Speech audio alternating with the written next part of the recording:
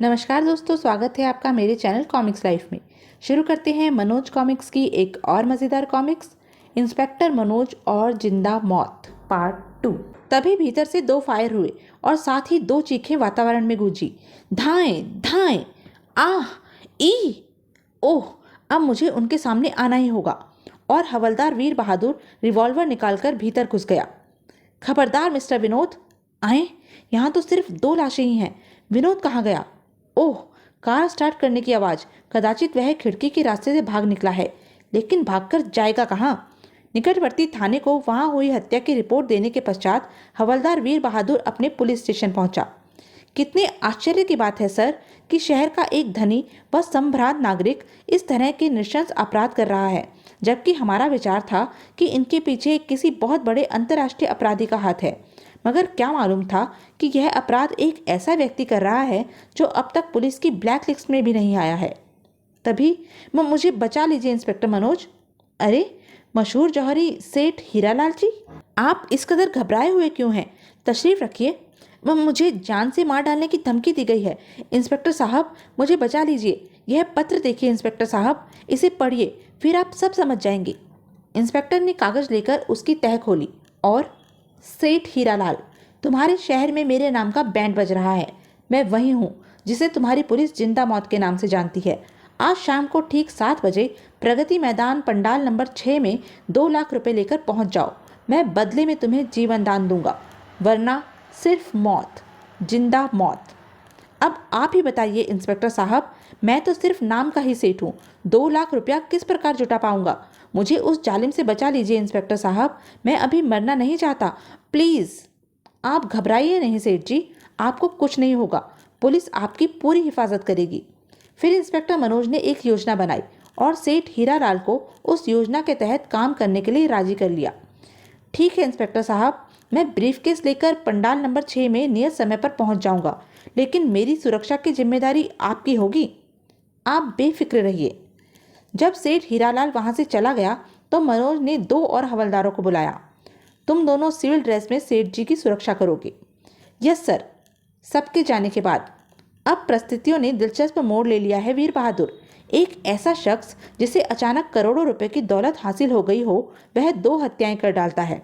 फिर वही शख्स यह जानते हुए भी कि देश भर की पुलिस उसे तलाश कर रही है, किसी सेठ साहूकार को हत्या की धमकी देकर 2 लाख मांगता है। यह बात जचती नहीं।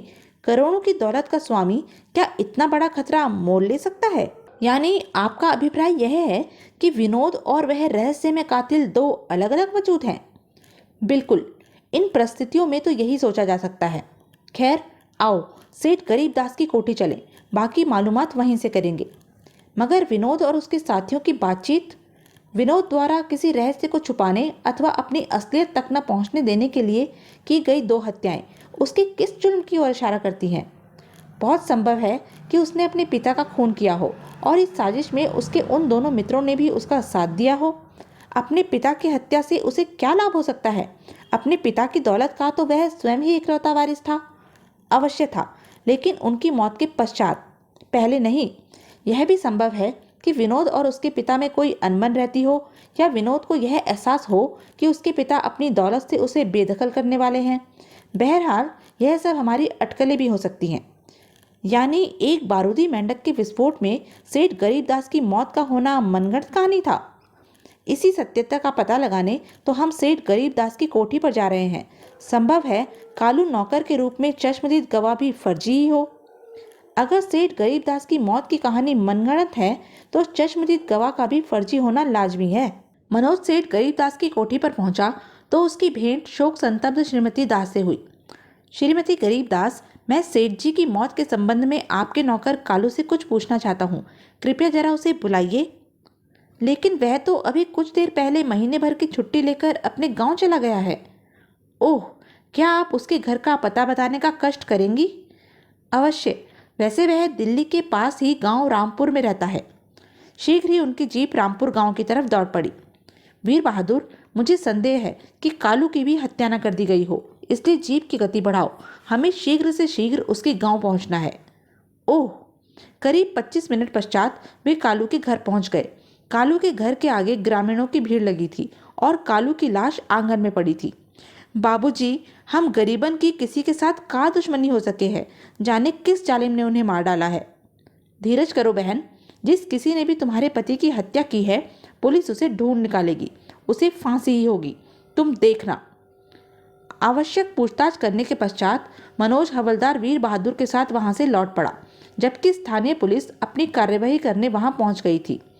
सर, क्या यह हत्या भी विनोद के खाते में जाएगी? हवलदार वीर बहादुर, मुझे लगता है कोई बार बार हमें उलझन में डाल रहा है। वह नहीं चाहता कि हम किसी ठोस सूत्र तक पहुंच सके, इसके लिए वह हत्या जैसी गिरी हुई हरकतें कर रहा है। मैं जानता हूं सर कि आपका कोई भी विचार अर्थहीन नहीं होता, मगर आपके इस संदेह का कोई अर्थ मुझे समझ नहीं आ रहा। अगर इन परिस्थितियों में विनोद की हत्या हो जाए तो तुम क्या निष्कर्ष निकालोगे? अरे नहीं, अगर ऐसा हुआ तो मानना पड़ेगा कि हम शुरू से ही गलत दिशा की ओर अग्रसर है, लेकिन 2 हत्याएं तो उसने की ही है। क्या तुमने उसे शंकर और राजू की हत्या करते देखा था? नहीं, आंखों से तो नहीं देखा, मगर कमरे में 3 शख्सियत थी। 2 की गोली मारकर हत्या कर दी गई और तीसरी गायब हो गई अथवा भाग निकली। इसलिए स्पष्ट है कि हत्या उसी भागने वाले अर्थात विनोद ने ही की होगी। क्या यह नहीं हो सकता कि उस वक्त एक रहस्यमय व्यक्ति कमरे में घुस आया हो, उसी ने दोनों की हत्या कर दी हो तथा विनोद का अपहरण कर ले गया हो? ओह, अगर वास्तव में ऐसा ही हुआ है तो कहना पड़ेगा कि सब कुछ बेहद नाटकीय अंदाज में हुआ है। बहरहाल जो भी है, हम इतना तो मान ही लेते हैं कि विनोद और वह रहस्य में नृशंस हत्यारे 2 अलग अलग शख्स हैं, और फिलहाल हम उस रहस्य में वजूद की तलाश में तफ्तीश करने चल रहे हैं, जिसके प्रगति मैदान में मिलने की संभावना है। अभी 5:30 बज रहे हैं। हमें वर्दी उतारकर सादे कपड़ों में 7 बजे तक प्रगति मैदान पहुंचना है। इंस्पेक्टर मनोज और हवलदार वीर बहादुर 7 बजने से कुछ मिनट पूर्व ही प्रगति मैदान के पंडाल नंबर 6 में पहुंच गए, लेकिन अब वे सादे वेश में थे। अरे, यह क्या सर?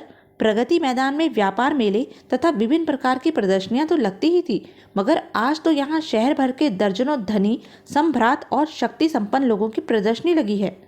सचमुच आश्चर्य की बात है। सबके चेहरे बता रहे हैं कि यह सब किसी अज्ञात भय से पीड़ित है।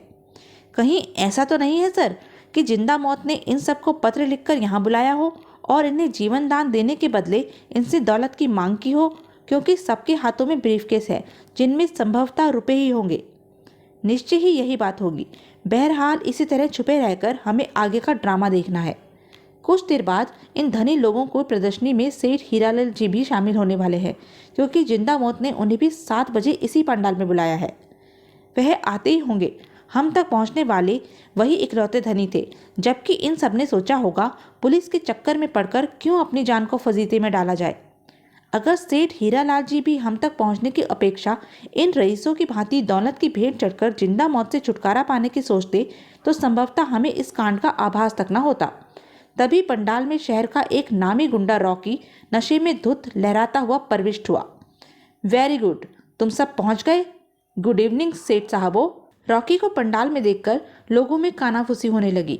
हर कोई उसकी ओर से शंकित था। रॉकी, क्या तुम्हें भी यहाँ पहुँचने का निमंत्रण मिला था? मुझे निमंत्रण? अरे, किस माई के लाल में हिम्मत है जो मुझे कहीं भी पहुँचने से रोक सके? तुम सब तो स्वयं मेरे आदेश पर यहाँ उपस्थित हुए हो। चलो सब लाइन बना लो। लाइन? हाँ लाइन। सुना नहीं क्या? बहरे हो तुम सब? क्या जिंदा मौत का खौफ नहीं है तुम्हें? इंस्पेक्टर मनोज और हवलदार वीर बहादुर छिपकर यह सब देख रहे थे। सर, आप सुन रहे हैं ना? सुन भी रहा हूँ और देख भी रहा हूँ। क्या फटाफट लाइन सी लग गई है, जैसे अभी राशन बंटने वाला है। आश्चर्य की बात तो यह है कि एक सड़क छाप गुंडा अपने आप को जिंदा मौत घोषित कर रहा है, और वह भी किस दिलेरी से, जैसे कानून और पुलिस के अस्तित्व का उसे कोई भय ही नहीं। कहीं ऐसा तो नहीं कि यह टटपूंजिया सा दिखने वाला व सड़कों पर आवारागर्दी करने वाला लोफर ही वास्तव में जिंदा मौत हो? इसलिए मेरे ख्याल से तो इसे इसी समय दबोच लेना चाहिए। नहीं, फिलहाल तमाशा देखते रहो। रॉकी ने कागज पर बनी एक लिस्ट निकाली, जिसे देख देख कर वह धनी सेठों से पैसा बटोरने लगा। सेठ रतनलाल 4 लाख। आप गिन सकते हैं, पूरे 4 लाख ही हैं। ठीक है, धोखाधड़ी करोगे तो जीवन समाप्त हो जाएगा। चंपतलाल जी, तुम तो सस्ते में छूटे, तुम्हारे लिए तो सिर्फ 1 लाख ही लिखा है। मैं बहुत गरीब आदमी जो ठहरा सरकार, यह लीजिए, इसमें पूरा 1 लाख है। आइए आइए हीरालाल जी, जल्दी कीजिए, अब तो बस तुम्हारा ही इंतजार था मुझे। रकम लाए हो? हाँ, इसमें है।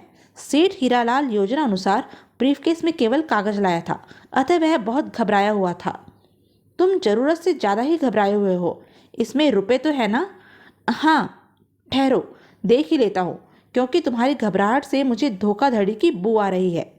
वह ब्रीफकेस खोलना ही चाहता था कि तभी एक जीप पंडाल में घुस गई। ओह, आ गए तुम? जल्दी से ये सारे ब्रीफकेस लाद दो। सारे ब्रीफकेस जीप में रख दिए गए तो रॉकी सेठ हीरालाल का ब्रीफकेस जीप में रखने से पहले बोला, इसकी चाबी दो सेठ। सर, अब हमें अविलंब हस्तक्षेप करना चाहिए, वरना ब्रीफकेस खुलते ही हीरालाल जी के प्राण संकट में पड़ जाएंगे। अच्छी बात है, मैं रॉकी और उसके आदमियों को संभालता हूँ, लेकिन तुम बाहर जाकर पुलिस के छितराए हुए आदमियों को सावधान कर दो। तब तक रॉकी ने सेठ हीरालाल का ब्रीफकेस खोल दिया था। ओह, तो यह है तुम्हारे रुपए? धोखेबाज, तुम्हें जिंदा रहने का हक नहीं है। नहीं, गोली गोली मत चलाना। तभी धाएं! खबरदार रॉकी, पुलिस ने पंडाल को चारों ओर से घेर लिया है। भलाई इसी में है कि खुद को कानून के हवाले कर दो। ओह, इंस्पेक्टर मनोज! लेकिन तभी, इंस्पेक्टर मनोज, रिवॉल्वर फेंक दीजिए, वरना सेठ जी इस दुनिया से कूच कर जाएंगे। तभी एक आश्चर्यजनक घटना घटी। पंडाल के एक कोने से बड़े बड़े चूहों की एक फौज प्रकट हुई। हे ईश्वर, इतने चूहे! ओह, मेरा दिल कहता है यहाँ जबरदस्त खतरा है, कहीं यह चूहे विस्फोटक न हो। मुझे फौरन पंडाल से बाहर निकल जाना चाहिए। फिलहाल तो सुरक्षा का यही एकमात्र तरीका है, मगर सेठ हीरालाल और हाथ आया अपराधी रॉकी! हे ईश्वर, चूहे निकट आते जा रहे हैं। ऐसा क्या करूं जिससे सेठ हीरालाल जी के प्राण बच सके? रॉकी से फिर भी निपटा जा सकता है। अगले पल, हाँ, यही ठीक रहेगा। और फिर इंस्पेक्टर मनोज ने 3 सेकंड से भी कम समय में 3 दिशाओं में चमक रहे मरकरी बलों को पिस्तौल का निशाना बनाया। धाएं धाएं धाएं, जिससे पंडाल में घटाटोप अंधकार छा गया। भागो, सब बाहर भागो, सेठ हीरालाल जी, भागिए! सौभाग्य से यह सब काम इंस्पेक्टर मनोज ने ठीक समय पर ही कर दिया था, क्योंकि कुछ ही सेकंड पश्चात पंडाल से दिल दहलाने वाले विस्फोट होने आरंभ हो गए थे। सर, यह पंडाल में क्या हुआ है? यह विस्फोट कैसे? सैकड़ों की संख्या में बारूदी चूहे पंडाल में न जाने कहां से आ गए थे। बारूदी चूहे?